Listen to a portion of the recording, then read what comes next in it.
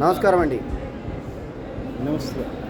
Sir పెద్దవాళ్ళు అంటే పెద్దవాళ్ళు చిన్నవాళ్ళు వాస్తు ప్రకారంగా కొందరు పైన ఉండాలా, చిన్నవాళ్ళు కింద ఉండాలా, ఇట్లాంటి అంటే పాదాల కింద చిన్నవాళ్ళు ఉండాలి, అన్నలేమో పైన ఉండాలి, ఇలాంటివి అంటుంటారు కదా. తల్లిదండ్రులు ఉదాహరణకు తల్లిదండ్రుల పిల్లలు ఉన్నారనుకోండి, తల్లిదండ్రులకు ఇలా వేరే పోర్షన్లు ఉండాల్సి వస్తే పైన ఉండాలి, కింద ఉండాలి, ఇట్లాంటివి అంటారు కదా. ఇవి నిజమేనంటారా? ఇవి ఎట్లా అండి, వాళ్ళ యొక్క సంపాదన ఆరోగ్యం మీద ఆధారపడి ఉంటుంది. ఒకే ఫ్లోర్ ఉన్నారనుకుంది, ఇంటి యజమాని ఎవరు ఉంటారో వాళ్ళు నైరుతి మూలు ఉంటారు. నైరుతి మూలు ఉంటే అక్కడ గాలి వెళ్తూ మన భారతదేశ నైసర్గిక పరిస్థితిని బట్టి నైరుతి మూల నుంచి గాలి మంచి గాలి వస్తుంది, ఆరోగ్యకరంగా ఉండడానికి అవకాశం. అక్కడ విశ్రాంతి ఎక్కువ దొరుకుతుంది. ఆ నైరుతి మూల ఉండటం వల్ల ప్రతి ఒక్కరు ఆ రూమ్కి వెళ్ళారు పెద్దవాళ్ళు. అదే ఆ రూమ్లో భద్రత కూడా మనకి ఎక్కువగా ఉంటుంది. పడగది కాబట్టి మన డబ్బు డాక్యుమెంట్స్ ఇవన్నీ అక్కడ భద్రపడుతుంటాం. ఆ ఉద్దేశంతో నైరుతిలో పెద్దవాళ్ళు ఉండాలంటారా? అంటే వాళ్ళ ఆధీనంలో ఉంటాయి అన్నమాట. అదేవిధంగా నైరుతి మూలకి పడమర నైరుతి, దక్షిణ నైరుతి రెండు మూల నుంచి గాలి వెళ్తూ లోపలికి వస్తూ ఉంటాయి. ఎప్పుడైతే బెడ్రూమ్ విశాలంగా ఉండి గాలి వెళ్తురు మూవ్ అవుతూ ఉంటాయో మనకి ఫ్రెష్ ఎయిర్ దొరుకుతూ ఉంటుంది. దానివల్ల మనకి ఏమిటంటే పొల్యూషన్ అనేది మనకు ఉండదు. తర్వాత మనం వదిలిన గాలి వెళ్ళిపోవటము, ఫ్రెష్ గాలి లోపల రావటం, అది మనం వినియోగించుకోవడంలో మనం ఆ అవకాశాన్ని ఉపయోగించుకోవటం వల్ల ఆరోగ్యాన్ని అయితే నిలకడగా ఉంటుంది. అదా నైరుతి మూల పెద్దవాళ్ళు ఉండటం, వాయువుల మూల పిల్లలు ఉండటం శ్రేయస్కరం.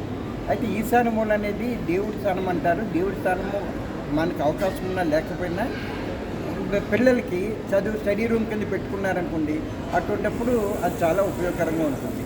అయితే దంపతులు అన్న తర్వాత నైరుతి మూల ఎక్కువ ఫస్ట్ ప్రిఫరెన్స్. అది ఇంటి యజమానికి అనేది కొంచెం అలసట వాళ్ళు కానీ, అతను కూడా వ్యాపకాల వల్ల కానీ, ఆరోగ్యం వల్ల కానీ, భద్రత వలన కానీ అతను నైరుతి మూలలో ఉండటం వలన నైరుతి మూలలో ఇరుగు పొరుగాలు, బంధువులు, మిత్రులు ఆ రూమ్లోకి రాదు. మనకి సేఫ్టీ ఎక్కువగా ఉంటుంది. అదేవిధంగా సృష్టిలో ఎక్కువ రెండు వైపు నుంచి గాలి రావడం వల్ల మనకి ఎక్కువ అవకాశము మంచి గాలి దొరుకుతుంది. దక్షిణ గాలి మంచిదని చెప్పి వైద్య శాస్త్రం కూడా చెప్తుంది. అంటే దక్షిణ గాలిని మనం ఎక్కువ ఉపయోగించడానికి అవకాశం ఉంటుంది. తర్వాత సార్, ఇప్పుడు ఈశాన్యం గదిలో సెక్స్ చేయొద్దని, తర్వాత నైరుతి గదిలో సెక్స్ చేయొచ్చని, ఇట్లా కొన్ని ఉంటాయి. సెక్స్కి వాస్తుకి ఏమైనా సంబంధం ఉందా సార్? మనకి దక్షిణంలో ఈశాన్యం అనేది ప్రతి ఒక్కరికి భోజనం చేయటము, నిద్ర అనేది, రోజువారీ పనులు చేసుకోవటం ఇవన్నీ అవసరం అన్నమాట. అంచేతను ఒక్కొక్కటి ఒక్కో రూమ్కి విభజించడం జరిగింది. ఆగ్నేయం వల్ల వంటగది ఉండటం వల్ల ఏంటంటే క్రాస్ వెంటిలేషన్ వస్తుంది. తూర్పు ఆగ్నేయం దక్షిణాగ్నేయం వల్ల కిటికీలు ద్వారాలు ఉండటం వల్ల ఏమవుతుందంటే గాలి వెళ్తురు అటువైపు రాకపోకలు ఈజీగా ఉంటుంది.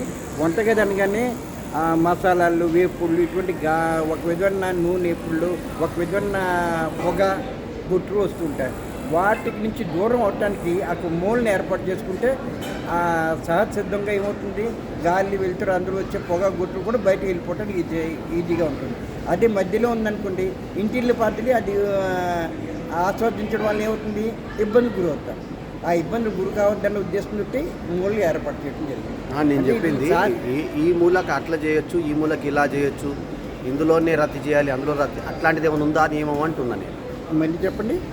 రద్దు నియమాల్లో ఈశాన్యంలో రద్దు చేయకూడదని, నైరుతిలోనే రద్దు చేయాలని అట్లాంటిది ఏమైనా ఉన్నాయా? ఎందుకంటే నైరుతి గదిలోనే బెడ్రూమ్ ఉండాలంటారు కదా, అందుకొరకు అడుగుతున్నాయి ప్రశ్న. ఎక్కువ సమయం అనేది మనకి జీవన విధానంలో ప్రతి మనిషికి ఆహారం అవసరం. అది వంటగదులు తయారవుతుంది. విజ్ఞానాన్ని సంపాదించుకోవటం అంటే ఆటలు, పాటలు, చదువుకోవటాలు, అది ఈశాన్య మూల. ఎందుకంటే సూర్యుడు ఈశాను, తూర్పు ఈశాను, ఉత్తర ఈశాను తిరుగుతూ ఉంటాడు. అప్పుడు ఏంటి మనకు వెలుతురు, గాలి ఇవన్నీ మనకు శాస్త్రీయంగా పొందడానికి అవకాశం ఉంది. వాస్తు శాస్త్రం ప్రకారం ఏంటి, తూర్పు ఎక్కువ స్థలం ఉండాలని, ఉత్తరాన్ని ఎక్కువ స్థలం ఉండాలని చెప్పి శాస్త్రం చెప్తుంది. ఆ శాస్త్రం ఎందుకు చెప్తుంది, మన ఇంటికి ఉన్న స్థలంలో సహజసిద్ధంగా వాటిని వినియోగించుకోవాలంటే ఎక్కువ ఖాళీ స్థలం అవుతుంది. అది పట్టణాల్లోనూ టౌన్లో ఇటువంటి అవకాశాలు తక్కువ. అంతే ఉన్న స్థలంలో ఎక్కువగా మనం ఈ నేచర్ నుంచి వచ్చే గాలి వెళ్తున్న మనం అనుభవించడానికి ఎక్కువ స్థలం అటువైపున తూర్పు ఉత్తర వదులుకుంటాం. అదేవిధంగా తూర్పు ఈశాన్యం, ఉత్తర ఈశాన్యంలో బావి ఏర్పాటు చేసుకోవడం అవసరం. అక్కడ చెట్లున్నా ఇవి ఉన్నా కూడా చెట్లు ఇతర కార్యక్రమాలు ఉంటే అది వాటర్ పొల్యూటెడ్ అవుతుంది. ఆ పొల్యూటెడ్ కాకుండా ఉండడానికి అని చెప్పి ఈశాన్య మూల ఖాళీగా ఉండాలని చెప్పి అంటారు. తర్వాత ఈ సూర్యరశ్మి బావిలో ఉన్న నీటి మీద పట్టడం వల్ల ఏమవుతుంది, ఇది పొల్యూటెడ్ కాదు. అదే చెట్లు ఉన్నాయనుకోండి, చెట్లు ఆకులు అవి లోపలికి పెడతాయి. భూమిలో నుంచి ఏరులు కూడా, చెట్ల నీళ్ళు కూడా భూమిలోకి వెళ్ళి వాటర్ పొల్యూటెడ్ అవడానికి అవకాశం ఉంది. దోమలు ఈగలు ఎక్కువయ్యి వాటర్ పొల్యూటెడ్ అయిపోతుంది. ఆ చెట్లు చుట్టుపక్కల చెట్లు ఉండటం వల్ల ఆ చెట్టు ఆకులు కొమ్మలు అందులో చేరి అది కుళ్ళి ఒక విధమైన దుర్వాసన గురవుతాయి. అటువంటి